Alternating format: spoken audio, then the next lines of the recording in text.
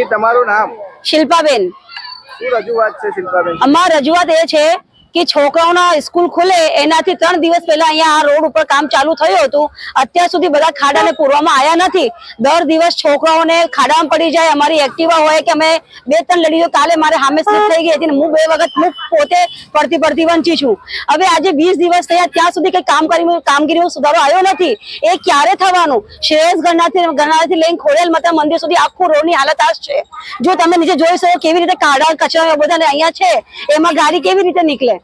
નવું ચોમાસું છે, ચોમાસામાં કેવું અમારે કરવાનું? એમાં સ્કૂલનો મેનેજમેન્ટ મારો સાથ આપતો નહીં, કોઈ વાલીઓ સાથ આપતા નહીં. અમે એકલા બોલીએ તો અમે ખરાબ દેખાઈએ. અહીંયા તમે કોર્પોરેશનમાં રજૂઆત કરી આ બાબતે? સ્કૂલ વાળાઓ કે છે કે અમે કલેક્ટરમાં, ડીએસપીમાં બધી જે અમે નગરપાલિકા બધી અમે રજૂઆત કરી છે, પણ રજૂઆત કરતા ત્યાં કોઈ નિકાલ નથી. હવે અત્યારે મેનેજમેન્ટમાં આવું સાંભળો, ટીચર જોડે વાત કરી, એવું કે અમે સ્ટાફ જોડે લઈને જઈએ, તમે બધા વાલીઓ અમારે જોડે આવીએ. પણ આ પ્રશ્ન મેનેજમેન્ટનું છે, અમારું કઈ પ્રશ્ન છે ના? અમે બધા મીડિયા બોલાવીને અમે લોકો ખાલી અમે રજૂઆત કરી શકીએ કે ભાઈ એનો નિકાલ લઈને પ્રશાસન જોડે અમારે એ જ રજૂઆત છે કે છોકરાઓ દર દિવસનું છે, વરસાદનું મોસમ છે, છોકરો કોઈ પડી જાય, તમારા લોકો ઉપાધિ થઈ જાય, એનામાં તમે એનો ઉતાવળ પહેલા એનો નિકાલ કરો ને આ રસ્તો સારો થાય એની અમારા જોડે તમારા જોડે નમ્ર વિનંતી છે.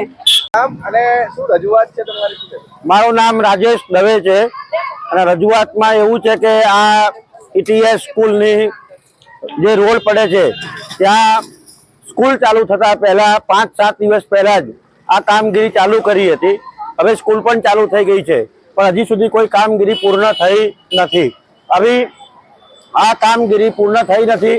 ઘણા લોકો હેરાન થાય છે, સાધનો આવે છે, વાલીઓ પરેશાન થાય છે, બાળકો પરેશાન થાય છે. ઘણા સિનિયર સિટીઝનો પોતાના બાળકોને મૂકવા આવતા હોય તે પણ આ ખાડામાં પડી ગયા. 1-2 જણાને ફ્રેક્ચર પણ થયું છે. આવા ઘણા કિસ્સા થયા છે. તો વહેલી તકે આ રસ્તો સારો થાય, દરેકને તકલીફ ન પડે એવું કંઈ કરવા માટે મહેરબાની કરશો. સરકારશ્રીને, નગરપાલિકામાં દરેકને વિનંતી છે કે કંઈક આ રસ્તો વહેલી તકે સારો થાય, મહેરબાની કરશો અને બાળકોની માટે આ કાર્ય વહેલું કરજો.